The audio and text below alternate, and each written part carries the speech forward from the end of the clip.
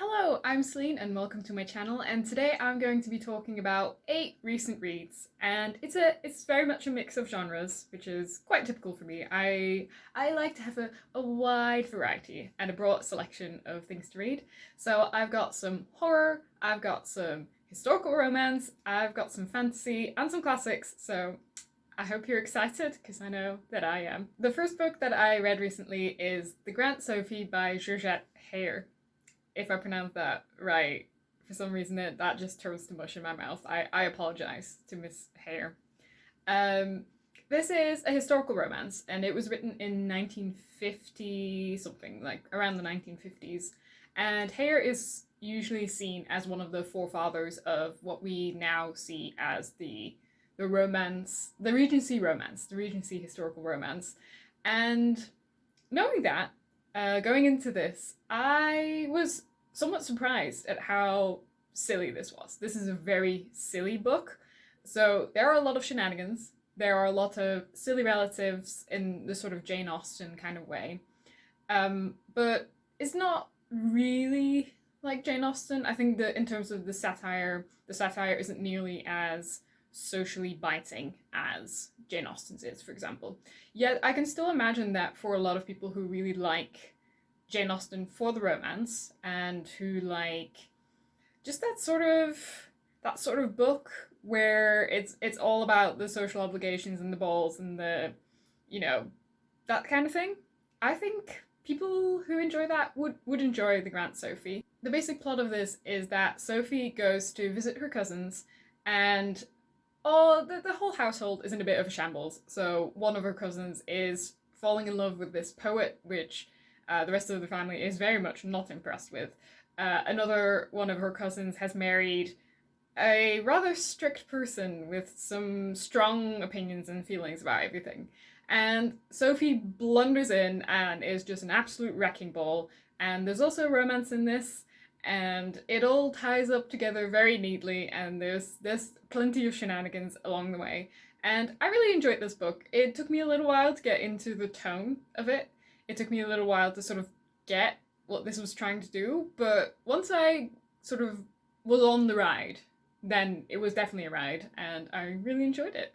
The second book I read is Royal Assassin by Robin Hobb. This is the second book in the Farseer trilogy, which is a trilogy, but then there's sequel trilogies, so this is part of like a really long series, basically, and within the series there are chunks of series, if that makes sense. And I read Assassin's Apprentice, which is the first book in this series, I think in 2011 or 2012, and loved it at the time and then just never continued, which is a bit of a theme for me. I have shiny syndrome, and I go for the shiny books and kind of forget that I was supposed to be like finishing a series or actually finding out what happened next.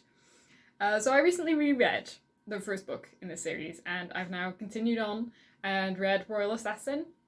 It features this bastard son of the prince in waiting, and he's brought to the castle, and from then on there are endless politics and power struggles and backstabbing and all of that. But at the same time, these books are really, really slow. Like, if you consider just how long this book is and how much happens in it, I do kind of question, did this need to be this long? And I think the answer is no. Although I do really appreciate the character work that Robin Hobb puts into this. So all of the characters are really complex, and I do really appreciate that they all have very distinct personalities, and the ways they respond to crises feel very genuine.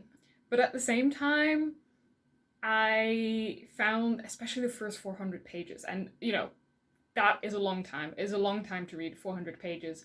I found them to be a bit boring, to be frank. I just didn't really see where we were going. You know, it was plodding along and nothing much was happening, and then finally, halfway through the book, I was really engaged, and I really read like the last 400 pages, because I think it's about 800 pages. I read those within a couple of days, because then I was finally like, oh my goodness, the plot is unraveling, there are things happening, and I need to know where it goes. And the conclusion is actually satisfying. Like, something has changed by the end of this book, which I will not tell you because that's a spoiler. Overall, I really enjoyed this book, and I am looking forward to the third book in the trilogy, but I gotta admit that the massive size of it is kind of putting me off. The next book that I read is Leech by Hiron Ennes, and this was amazing. This really engaged me from the first page. I read the first chapter and I was like, yes, this is exactly what I've been wanting. This is a horror, but it's also kind of a post-apocalyptic novel. It sort of unfolds, like the world building, etc. unfolds in a slow way, and you slowly find out what has actually happened in this world. The main character in Leech is a parasite, and the parasite has various bodies. So it's one consciousness, sort of, that has infiltrated several bodies, and those bodies can independently do things and walk around. And this parasite has made itself indispensable to humanity by becoming the only source of medical knowledge. It has killed all of the doctors and nurses and pretty much everyone involved in the medical profession, and it is now basically the only source of medical care for humanity. Humanity doesn't know this. It doesn't know that this is a parasite. It only knows that people are going into some sort of institute and they come out and they're all a bit odd. They're all a bit weird. But, they still think that those are humans. But within this novel, so one part of this parasite goes to the far north, which has a sort of francophone influence. So a lot of the characters speak in a form of French in this world, because this is where a body of the parasite has died and it doesn't remember what happened. So a part of this is like a murder mystery or just finding out what happened to the dead body. A part of this is also about identity, and I thought those bits and pieces came together in really interesting ways. It is horror. Do be prepared for some pretty intense body horror. I personally wasn't too grossed out by this, but this does come with some trigger warnings. So if you have certain trigger warnings surrounding body horror very specifically, I definitely recommend checking those out, because you might find that this could be a little bit too much. I never thought it went overboard. I never thought that the horror of it was gratuitous or over the top or unnecessary. It always felt really relevant to the themes and the plot. And I also didn't feel like it was too disgusting, but obviously your mileage might vary because everyone has a different kind of tolerance. But I found this a really refreshing take on both horror, the post-apocalyptic genre. I love the way it used world building. It was just overall really atmospheric, wintry, and just a really fresh take, I think, on the various tropes that it plays around with. The next book that I read is The No-Show by Beth, which is a contemporary novel and is a fairly recent release. I've really enjoyed some of Beth O'Leary's other books. I think there was one called The Flat Share, which I quite enjoyed. One other one that I have forgotten the name of. But I really enjoy her writing. She has this really easygoing commercial style, fun characters, usually really just fun, engaging stories. However, The No-Show is trying to do something. It is trying to do something, and I can't tell you what it is trying to do. There is a twist in it, and this twist is a massive spoiler. However, it kind of undermines the whole project of the book. So the premise of the book is there are 3 women, and they are all going on a date, and they're all being stood up at Valentine's Day. They all have a date on Valentine's Day, and the guy doesn't show up. And it turns out that it's the same guy. This is the same guy who has stood up 3 women. And Beth O'Leary is trying to do something interesting and something new. But sadly, it didn't work for me.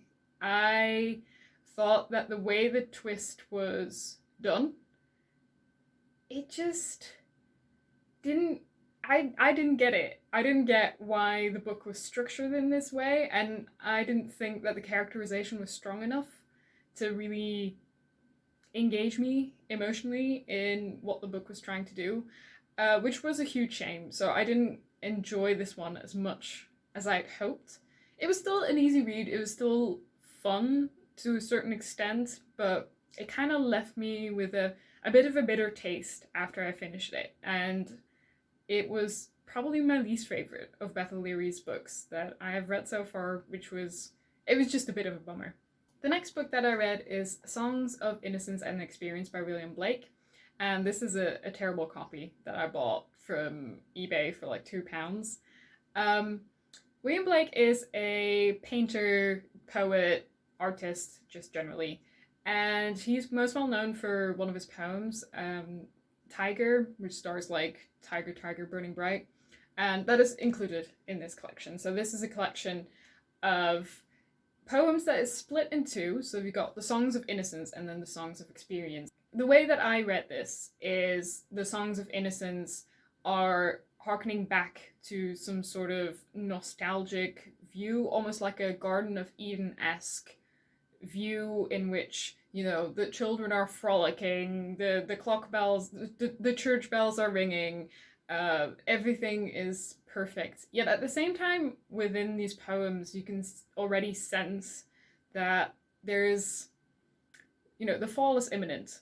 There is something that can go wrong, which is what the Songs of Experience refer back to. So in the Songs of Experience, we often have mirrors between a poem in Songs of Innocence, and that poem is sort of repeated or remixed, as you might say, in Songs of Experience in a way that twists its meaning or just slightly changes the scene described. And I have to say that I'm not experienced in poetry. I picked this up because a local book club was reading it, and I was like, well, I'll just give it a shot. If you guys are reading it, I'll join you. And I found some of the form of his poetry a little bit too sing-songy, nursery rhymey in a way that I just didn't really love. But to be fair, once we had discussed several of the poems, I really felt like I got a lot more out of them, and I definitely appreciated them more than I did initially. And I do think that the Songs of Experience I found more interesting because they have like a bit of a dark side to them that sort of contrasts with the nursery rhyminess of the first section. So on one hand, I completely get what he was trying to do. At the same time, I didn't love the nursery rhyminess of the beginning. So it was a bit of a mixed bag, but I'm glad I read this, and I'm vaguely curious to read more of William Blake's poetry, because I wonder, you know, this was such a project where he was trying to go for some sort of contrast, and I wonder what his poetry is like outside of this. But, you know, I'll give it a shot and we'll see what I think. The next book that I read is The Awakening by, I'm not sure if the author's name is Kate Chopin or if it's Kate Chopin, but I read this book, and this is a novel published in 1899, and this features a female character called Edna, and the novel opens with Edna being on a holiday, and it slowly unfolds her life. So it shows her as a mother, it shows her as a wife, it shows her within the social web that she occupies. And in this pretty short novel, Edna rebels, but in a way that is quite socially not acceptable. And I won't tell you exactly what she does, because that's kind of a spoiler, and I was slightly spoiled for this, and I was expecting something else. So I'm not going to tell you any more than this. But I know that this book is pretty much hated. A lot of people really, really detest this novel. And when I finished it, I understood why. I get why it irks people so much.